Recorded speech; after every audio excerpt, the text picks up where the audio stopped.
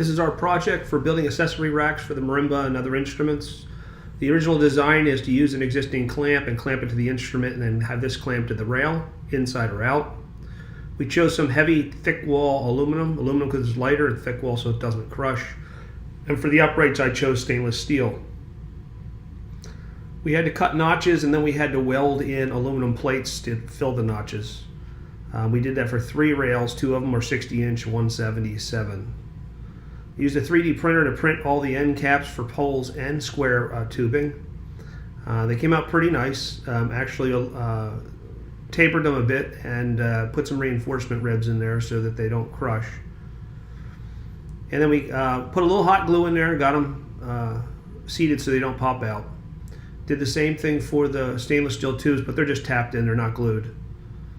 And then they fit pretty nice, but it slides around pretty well, so we put some vulcanized tape, we hot glued it to it, and it gives it something to bite on when it sits in there. This is going to show you a little bit of details about how it's done. Following this next image, there's a video that walks you through it. Enjoy. This is video number 2. This here is the drumline pit accessory rack. And what we did is we took some stock wood, stock aluminum. Let me take you over to the aluminum. So in here, you can see it's fairly thick aluminum. So it isn't going to bend, it isn't going to crush. It's very strong. And what I did is, well, to clean up all the scratches and stuff, we sanded it.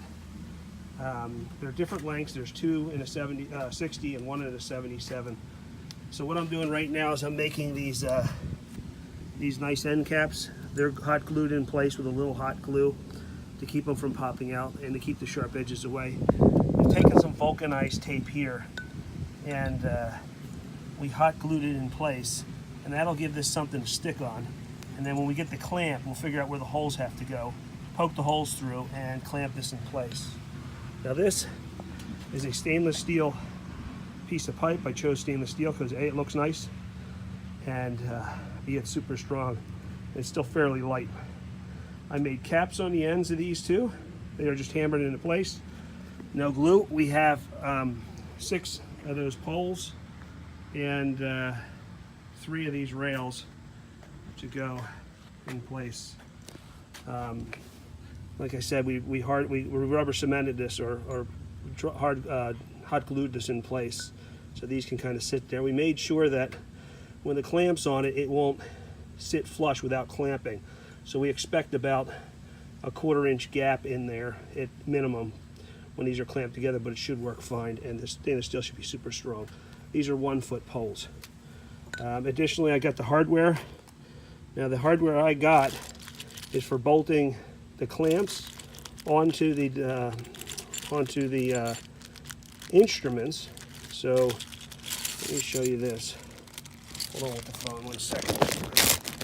We've got a typical clamp that's going to look like this, and what it's going to do is it's going to go this bolt side onto the hardware, the clamp, this side with a lock washer onto the instrument. Nice big washer. We might have to take a nick out of a corner, and it does have a little lock washer in there to keep it from coming loose. And we've got enough of those to tie all the clamps in, and we also have some of these to go on the end of the bolts once they're on, so that on the end here, so that they're nice and safe and they don't scratch anybody. Now the clamps that we're using, if the clamp bolts fit through this nicely and they make it all the way through, then that's what we'll use. If not, we might have to get some additional longer bolts. That's it. So we have 2 of those. I'm sorry, 3 of these bars. They're pretty much ready to go. I didn't paint them black because they do look nice. You guys can choose to paint them black, but I'm not sure how well the paint will stick. And at this point, we just got to get these things mounted to the bolted through the marimba and other instruments.